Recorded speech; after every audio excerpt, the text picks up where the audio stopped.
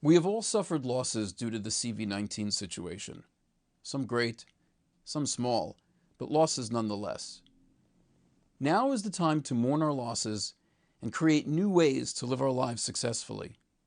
In this edition of the Psychological States of America, moving forward while looking back.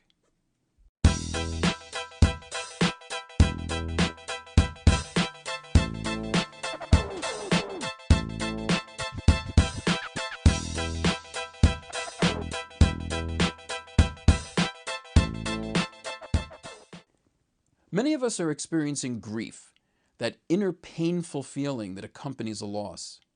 There have been many things lost to us as a result of this situation, and it is normal, even healthy, to feel the pain of those losses.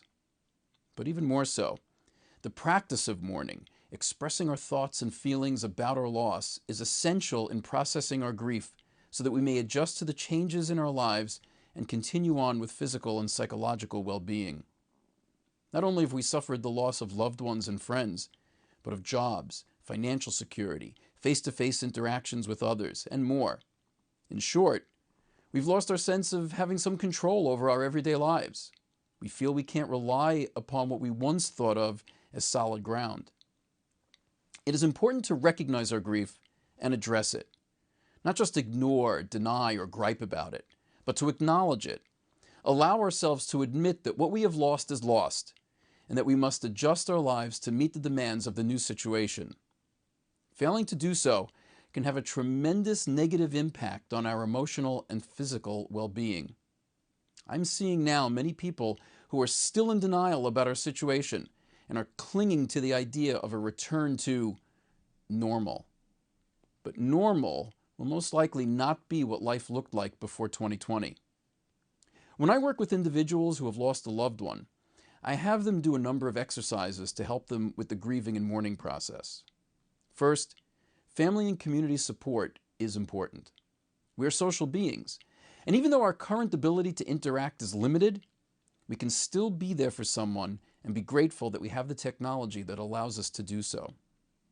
I have the mourners tell stories, good, bad, funny, whatever, about the person who passed. I have them journal their thoughts and feelings. When children are involved, I have them make cards to the deceased, create art, maybe a drawing or a poem, anything that allows the mourner to express his or her deepest feelings. I encourage the mourners to allow themselves to feel the deepest pain of the loss, not to avoid it, but to experience it. Cry if you must. It's okay.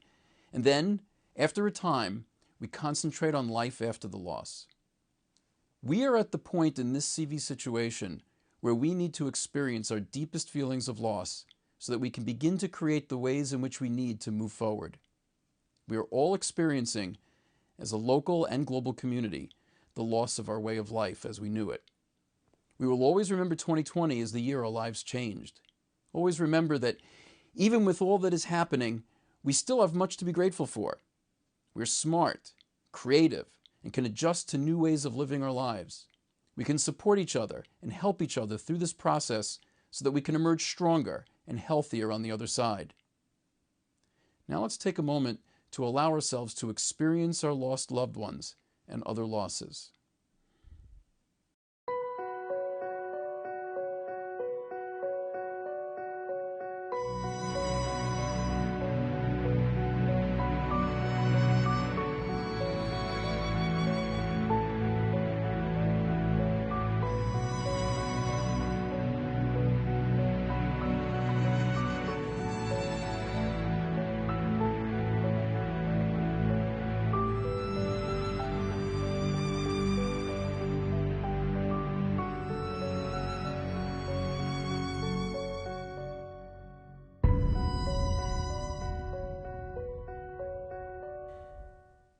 Let's begin the healing and rebuilding process of our lives and society.